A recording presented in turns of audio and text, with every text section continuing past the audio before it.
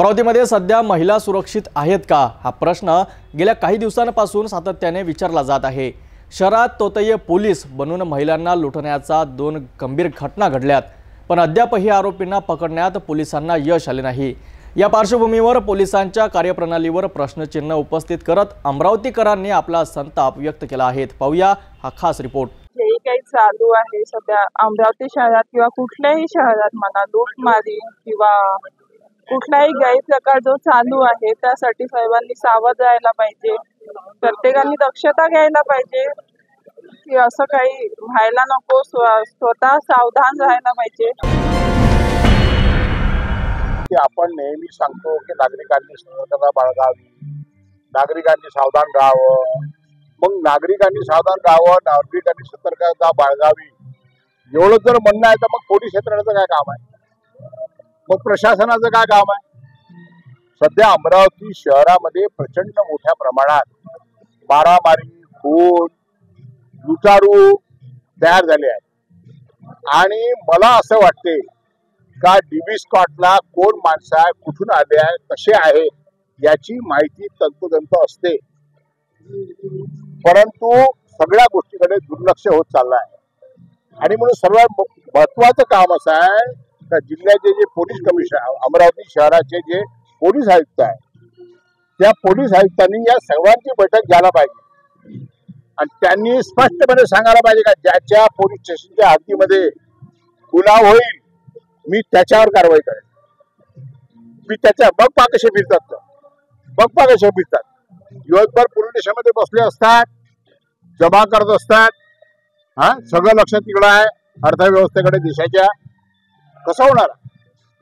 आणि म्हणून हे जे तोतया पोलीस होते, तोतया काल जो प्रकार झाला तोतया पोलिसांचा, असे होते की नव्हते, खरंच तोतया होते का पोलिसांनीच आपला कार्यभार सांभाळला याची देखील चौकशी व्हायला पाहिजे। आणि 24 घंट्याच्या आत छडा लावणार आहे पोलीस यंत्रणा, याचा छडा अजून 36 घंटे झाले तरी का लागत नाही याचं उत्तर जनतेला प्रशासनानं, पोलीस प्रशासनानं देणं गरजेचं आहे। ऐकून तर एकदम खंत वाटत आहे मला की अशा गोष्टी अमरावतीमध्ये होतात, कारण की आतापर्यंत आम्हाला असं वाटायचं की Amravati is the most secure place. म्हणजे जेव्हा आम्ही पुणे, मुंबई इकडच्या तिकडच्या दिल्लीच्या अशा गोष्टी ऐकायचो तेव्हा असं वाटायचं की अमरावती म्हणजे आपण आपण खूपच चांगल्या जागेत आहोत। पण आता अशा गोष्टी रोज पेपरमध्ये वाचायला भेटत आहे, रोज न्यूज येत आहेत, रील्समध्ये बघायला भेटत आहेत, तर खरंच खूप आता प्रत्येकाने थोडीशी सावधानी बाळगायला पाहिजे। निघताना महिलांनी मी सजेस्ट करेल की तुम्ही इतकं जास्त सोनं, नाणं, इतके दागिने घालून निघण्याची गरजच नाही आहे, की जितकी गरज असेल तेवढेच हे करा। बाहेर जात असाल तर तुम्ही सतर्क पाहिजे की कोणी तुम्हाला मिसगाईड तर करत नाही आहे ना, कारण की तसे लोक, तुम्ही कोणावरच विश्वास ठेवू शकत नाही जोपर्यंत प्रूफ भेटत नाही। जर कोणी सांगत असेल की मी पोलीस आहे तर तुम्हाला माहिती पाहिजे की खरंच ते पोलीस आहेत का। अजून कोणाला तरी याच्यामध्ये तुम्ही अजून कोणाला तरी विचारू शकतात की हे खरंच आहे का। एकटं कोणतेच डिसिजन घेऊ नका, कोणत्याच प्रकारचे डिसिजन घेऊ नका। आणि ह्याच्यासोबतच जे पहिले ड्रग ॲडिक्शनचा जो विषय होता तो सुद्धा याच्यापेक्षा जास्त गंभीर आहे, कारण की माझ्या ऐकण्यात असं आलं की शाळांमध्ये सुद्धा MD ड्रग्सचं आता एंट्री झालेली आहे। तर याच्यावर पण सगळ्यांनी लक्ष द्यायला पाहिजे। आपल्या मुलांना एज्युकेट करा, त्यांना समजावून सांगा की तुम्हाला अशा गोष्टींना, असे जर कोणी चॉकलेट देत असतील, काही प्रलोभनं देत असतील की मी तुला मग आयफोन देईल, तुला मोबाईल देईल, त्याच्या बदल्यामध्ये तुम्ही मला एखादी ड्रग्स नाही तर म्हणजे मी तुला हे चॉकलेट देतो, तू तुझ्या मित्राला दे, अशा पद्धतीने शाळेमध्ये without entering actually in the school ते drugs are entering in the school. तर तुम्ही याच्यावर पण जरा प्रशासनाने पण लक्ष द्यायला पाहिजे आणि ही खूप सिरियस गंभीर बाब आहे। या घटना सातत्यानं घडतच आहे, सगळ्यांना याच्याबद्दल माहिती आहे, तरी सुद्धा अवेअरनेस किंवा सतर्कता म्हणून यासाठी महिलांनी बेंटेक्सचेच दागिने घालावे, सोन्याचे दागिने घालू नये आणि वृद्ध पुरुषांनी सुद्धा खिशात जास्ती रक्कम आणू नये आणि अशा ठिकाणी फिरू नये का जिथे लोक नाही आहेत, लोकांचा ग्रुप असला तिथे फिरले तर त्यांना ताबडतोब आरडाओरड केला तर मदत मिळू शकते. आणि पोलीस सुद्धा आपलं कार्य करत आहे. थोडा बहुत वेळ लागतो, परंतु हा प्रकार जास्त घडून राहिला आहे. त्याच्यामुळे पोलिसांनी सुद्धा याच्यात जास्तीत जास्त चांगलं काम करण्याची आवश्यकता आहे. नहीं, इस मामले में पुलिस असली थी या नकली ये तो नहीं है, लेकिन पुलिस नकली ही होगी। असली पुलिस इस तरह की नहीं कर सकती कोई हरकत, लेकिन ये जरूर है कि सिटीजन्स को या जो भी अपने यहाँ है उनको विजिलेंट होना पड़ेगा। ये समझना पड़ेगा कि इस तरह के होते ही रहेंगे इश्यूज, लेकिन अपने आप को उससे प्रोटेक्ट करना बहुत ज़रूरी है, क्योंकि ये जो प्रॉब्लम्स है अभी नए नए तरीके निकालेंगे लूटने के लिए। बीच में cyber crime, cyber fraud, house arrest, online arrest, ये सब दुनिया भर के आई है। गवर्नमेंट इतना प्रमोट कर रही है ये सब चीज़ों को, तो अपने आप को यदि अपडेट रखते हैं आप तो इससे बच पाएंगे।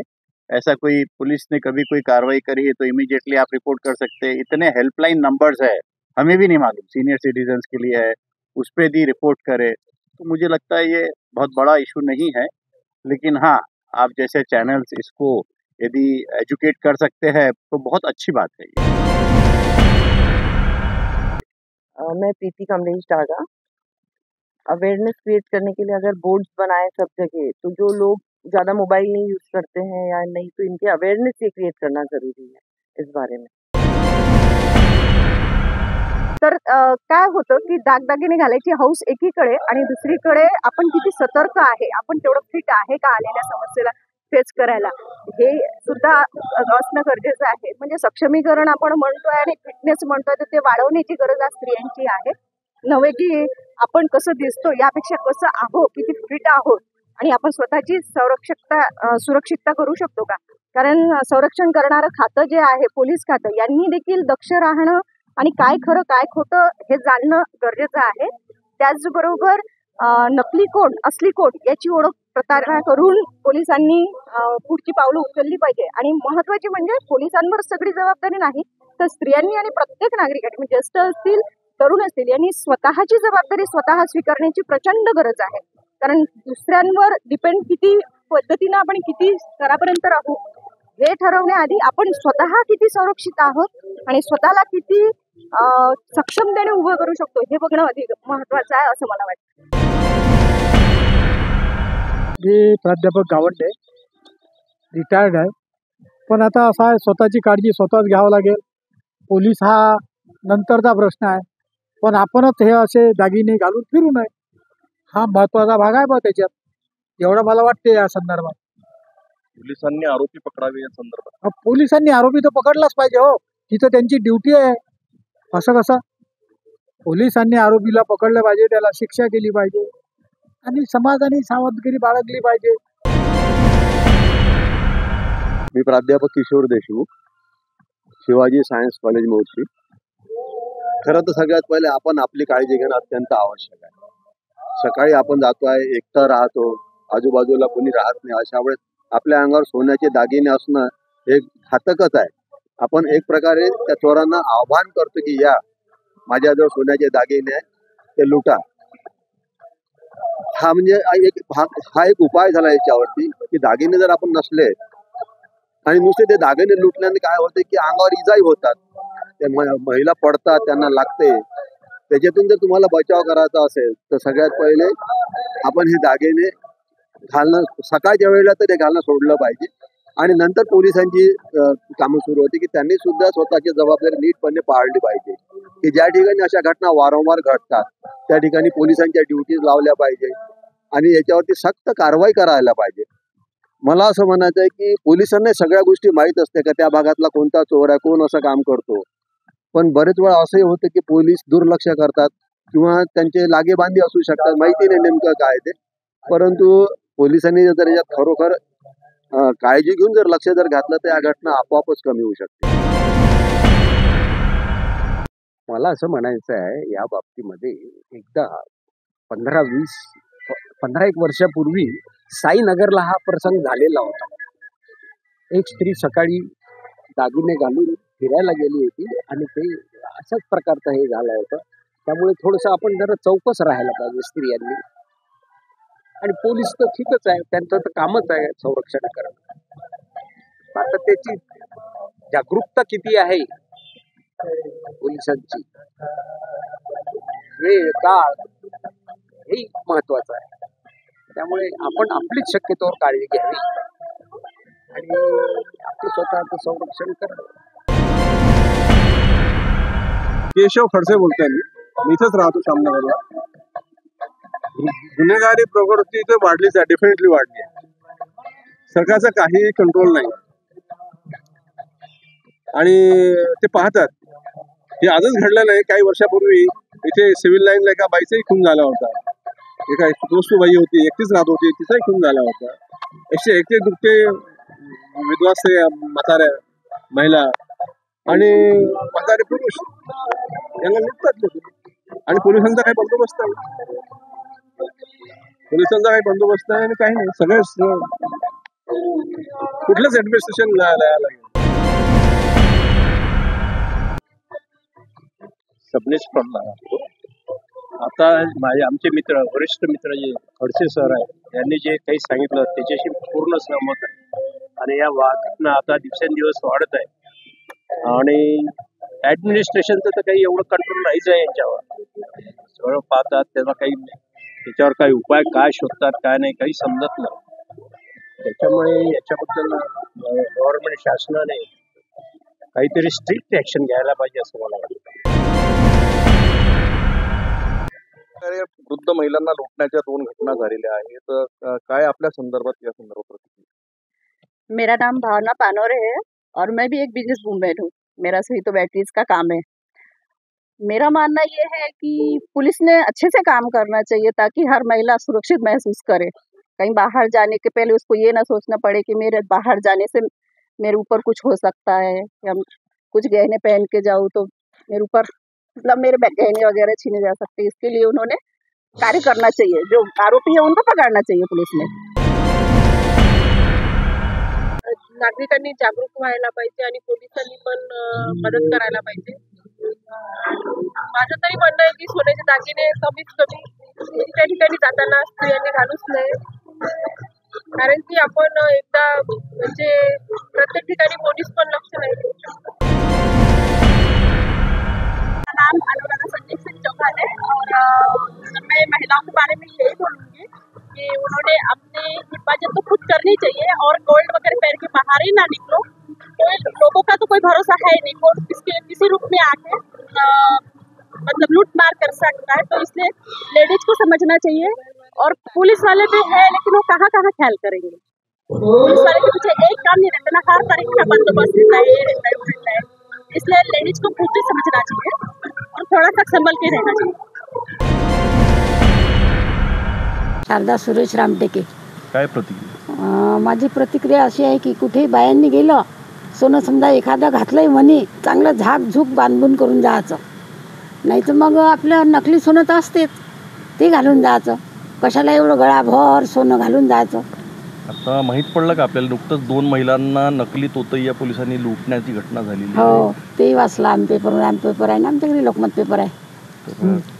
काय वाटते याच्यावरून? म्हणजे पोलीस बतावणी करून लुटण्याचं हे जो चालू आहे प्रकार अमरावतीत, यावरून काय म्हणणं आहे? हो, पोलिसाचा ड्रेस घालून येतात आणि म्हणतात आम्ही पोलीस आहो, आम्हाला तुमचं सोनं द्या, आम्ही नकली असली सोनं द्या, तुम्हाला आम्ही अजून याचं दुप्पट करून देतो, असेही म्हणतात. आणि बाया देतात पण त्यांना, तर ते देऊन देतात. घ्या म्हणतात, डबल करून आणतात, आणा डबल करून, हो असं म्हणतात. अमरावतीत आपण सुरक्षित आहोत, पण कितीही वृद्ध व्यक्ती असला कधीतरी कुणाला तरी एक तर सोबत घ्यावं, किंवा समोरचा जो कोणी व्यक्ती असेल तर त्याला प्रतिसाद देऊ नये, आपण आपल्या कामाशी राहावं. वृद्धांना असं काही होऊ नये यासाठी प्रशासनानं उचित कारवाई करावी. मी ज्योत्स्ना शेटे, अध्यक्षा दीपज्योती बहुउद्देशीय महिला विकास संस्था. मी सुद्धा पेपरमध्ये वाचलं आणि टी व्हीमध्ये सुद्धा बघितलं, तेव्हा मलाही शॉकच बसला की महिला सुरक्षित आहेत का. त्याने गळ्यातले दागिने घालायचे की नाही घालायचे, दागिने केव्हा घालायचे, मग दागिने घातल्यानंतर त्यांच्या सुरक्षेची काय हमी देणार आपण. तर मला असं वाटतं की जे ते पोलीस आहेत ते खरंच पोलीस होते की तोतय पोलीस होते याचा अजून तपास लागला नाही, तर तो तपास लवकरात लवकर लागला पाहिजे आणि महिलांच्या सुरक्षिततेसाठी काहीतरी उपाययोजना केली पाहिजे. महिलांनी दागिने घालायचेच नाही का हा मला प्रश्न पडतो आहे. तेव्हा महिलांनी स्वतःची सुरक्षा ठेवायला पाहिजे. आपला जर असा त्रास होत असेल, आपल्या दागिने जर चोरीला जात असेल तर मग न घालणंच योग्य.